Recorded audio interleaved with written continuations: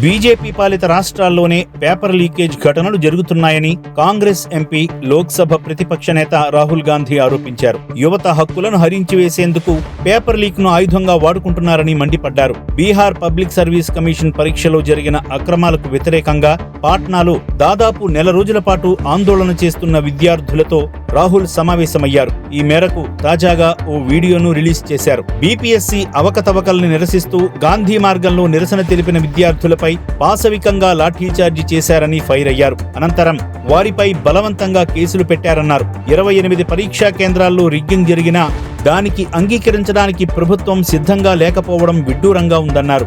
అభ్యర్థులకు న్యాయం చేయాలని, మళ్లీ పరీక్ష నిర్వహించాలని డిమాండ్ చేశారు. ఇది కేవలం బీహార్ సమస్య మాత్రమే కాదని, దేశవ్యాప్తంగా ఈ సమస్య నెలకొందన్నారు. పార్లమెంటులో ఈ సమస్యను లేవనెత్తుతానని, ఏకలవ్యుల బొటనవేళ్లు నరికివేయనివ్వబోనని తేల్చి చెప్పారు.